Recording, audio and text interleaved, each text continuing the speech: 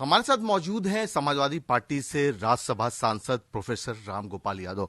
Sir, UP में global investor summit का आगाज हो गया। कल 3 दिन का सेशन है। कल प्रधानमंत्री थे, अमित शाह जी थे। लगातार वहां पे बड़े उद्योगपति, बिजनेसमैन और बाहर के जो कारोबारी हैं वो लखनऊ पहुंच रहे हैं। साफ तौर पे ये कहा जा रहा है कि निवेश बहुत हुआ और अब यूपी विकास के पथ पर आगे बढ़ रहा है। देखो, खास बात तो ये कि देश के सबसे बड़े उद्योगपति अडानी इसमें मौजूद नहीं थे। अडानी की गैर मौजूदगी ये साबित करती है कि ये ग्लोबल जो समिट है, इन्वेस्टर समिति, वो अधूरी रह गई। जो इन्हें मिलना चाहिए था वो मिल नहीं पाएगा, क्योंकि इससे पहले जो समिति हुई थी उसमें बड़े बड़े दावे किए गए थे, लेकिन धरातल पर किसी ने इन्वेस्ट किया ही नहीं उत्तर प्रदेश में।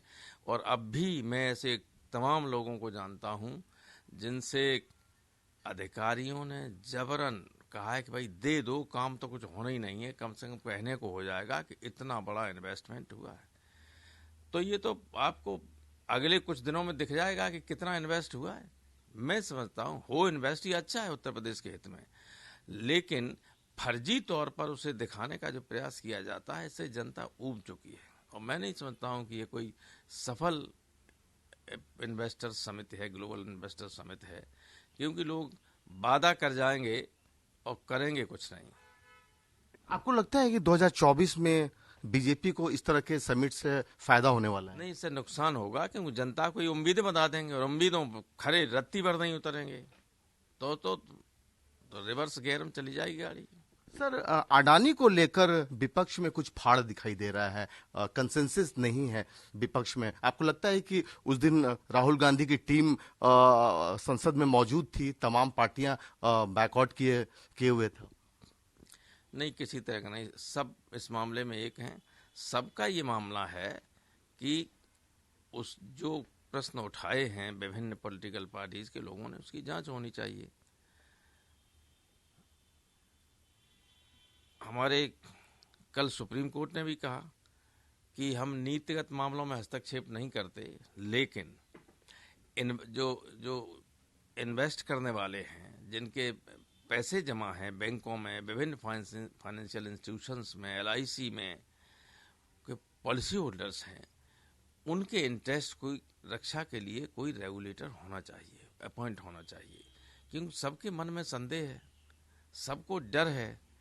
बैंकों को सबसे सुरक्षित लोग समझते थे, वे अब उनसे ही पैसा जाने का डर लगने लगे तो आदमी क्या करे फिर?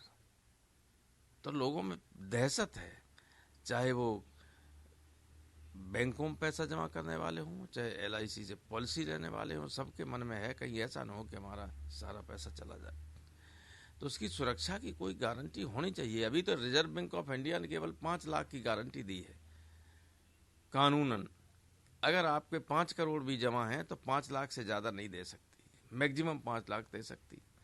तो लोगों के मन में असुरक्षा, हम लोग, कोई नहीं चाहता है कि अडानी के शेयर इतने गिरें कि हमारी बैंकें डूब जाएं। ये तो बहुत ही नुकसानदेह बात होगी। गवर्नमेंट को पूरे एक वाइट एक तरीके से एक आना चाहिए सारे दस्तावेजों के साथ, और ये आश्वासन लोगों को देना चाहिए कि हम अगर अडानी संकट में भी आते हैं तो हम उनको कैसे मदद करें, कैसे उनके शेयर्स को रोकें, जैसे हमारी बैंकें और अन्य वित्तीय संस्थाएं डूबने से बचें और लोगों का हित बना रहे। सर, एक अंतिम सवाल। 2024 में लोकसभा का चुनाव है, पार्टी की तैयारी, चूंकि इधर बीजेपी ने लगातार अपनी तैयारियां शुरू कर दी हैं, कई विवाद आए उत्तर प्रदेश में, रामचरितमानस का विवाद आया, उसके बाद सुदृढ़ पॉलिटिक्स की बात हुई। आपको लगता है कि उस पूरे मामले से समाजवादी पार्टी उभर के अब सामने आएगी जनता के बीच में? समाजवादी पार्टी तो हमेशा ही जनता के बीच में, जनता के लिए संघर्ष करती है, रोजाना लोगों के बीच में रहते हैं, और ये कोई ऐसे मामले नहीं हैं जो कोई एडवर्सली समाजवादी पार्टी को प्रभावित करते हों। कोई इंडिविजुअल क्या कहता है उसको कोई बंदिश नहीं लगाता है, सबको है, अपनी बात कहने का अधिकार है, लेकिन प्रश्न ये है कि पार्टी उससे सहमत है या नहीं। पार्टी का कोई इस तरह का बयान नहीं है। अध्यक्ष जी ने पहले ही कहा था कि हम तो भगवान को मानने वाले हैं, आस्तिक हैं। तो जो पार्टी का, जो अध्यक्ष जी का स्टैंड है वो पार्टी का स्टैंड है। लेकिन अनावश्यक लोग बातें करते हैं, ऐसे तो जाने कब से हमेशा लोग उठाते रहते हैं। कुछ बातें ऐसी हैं जो प्राइमा फेसी, जिनको प्रथम दृष्टया आपको सही नहीं मान सकते, लेकिन उस पर कोई हम न बहस करना चाहते हैं, न विवाद करना चाहते हैं, न किसी तरह का मामला कोई कर रहा है। जो बहुत सारी बातें चली आ रही हैं, उसको कहते हैं कि जब मरे हुओं को जब कोई मुर्दा जिंदा होता है तो वह भूत बन के निकलता है, लोगों को नुकसान ही करता है। इसलिए इन सब पर फुल स्टॉप लगना ही चाहिए, इस तरह की कोई बातें उठनी नहीं चाहिए। आपसे बात करने के लिए शुक्रिया।